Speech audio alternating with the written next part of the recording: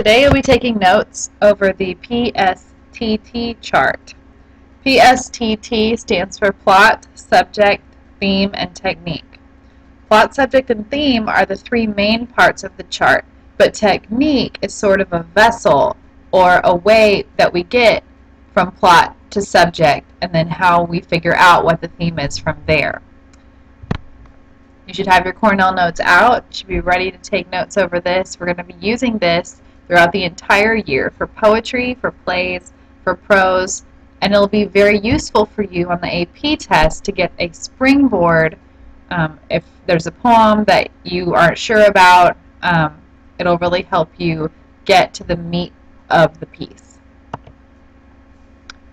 What the PSTT chart looks like, at first it's a lot, okay? Here on the left side of the chart we have the literal side of things, the plot. On the right side of the chart we've moved towards the abstract side of things. So we have plot, subject in the middle, and theme on the end. We'll get more in depth with that in a second, and you should have a handout with all of this on it anyway. The techniques are kind of supposed to be like a three-dimensional flap coming out between plot and subject. Use your imagination there. So let's break this down a little bit. I have a kind of a graphic representation here. Notice how we have plot, subject, and themes as the three big boxes. Okay, plot on the left, subjects in the middle, themes on the right. Techniques is down here. Okay, remember techniques is a vessel. Think of it as a ship that sails between the islands of plot, subject, and themes. So first let's address plot. You've seen plot diagrams in class before, like this one, where we have, you may not have seen this exact one, but you have the setting, the setup, which is the inciting force, the rising action, the climax, the crisis, falling action, and resolution. Here's a more simple one. You just got these off of the internet. You should have seen this. You should know this stuff. And if you don't, take a few minutes to look over it. Pause the presentation and have a look. So plot is surface level.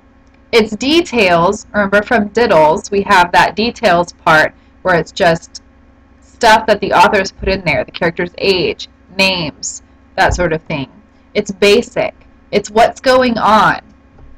That's all plot is, very surface level. Next we have subjects.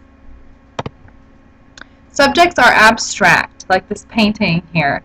Abstract paintings, you can't really tell what it is maybe at first go. It's something that you don't necessarily, it's not tangible, it's not real. Okay, I'll give you some examples here in a second.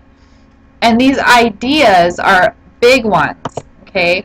Things like love, peace, war, caring, loss of innocence, okay, it could be a phrase. There are abstract ideas, words and phrases. It's not plot, okay? Think about what's similar between those things I just said. Love, war, peace, loss of innocence. These are all big things that happen to people. In the third column, third big column, we have themes. Remember that theme is the author's opinion about something, okay? The author has thoughts and they're sharing them with you. Remember that theme is positive or negative. It's never going to be in the middle. It chooses a side, okay? So we have it in words here. The author's opinion about the subject. Remember that a theme is always a complete sentence. Love is not a theme. War is not a theme, okay? You might have a piece that explains or has the theme of war helps the economy move along, and so it's an excellent theme. And you may have a theme of war kills the things that are closest to you, the people that are closest to you, and takes away everything you've ever had. Okay, so those are two very different feelings in those themes. Themes also link the significant subjects together. Remember, we had the subject column. So maybe there's the subject of love, of death, of loss of innocence. And the theme might be a sentence that links all three of those. It develops relationships between concepts. Again, maybe it's love, war, and death. Again, those are big ones. It develops a relationship between all of those through the theme. And then linking all three of these, we have the techniques. How does the author do it? Okay, and the author often will use style. Okay, maybe that's the author's voice, the author's length of sentence, and the way they write. The author also will use point of view, first person, third person, omniscient, limited.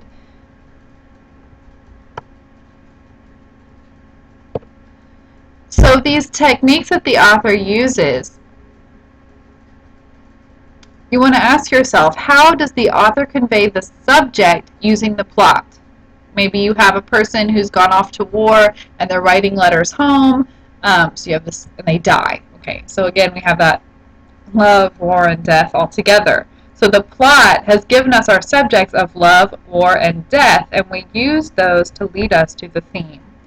And then ask yourself, what devices does the author use? Again, that point of view, their style, their imagery, diddles, diction, imagery, details, language, and syntax. Okay, what devices does the author use in order to show us the subject of love, or to show us the theme of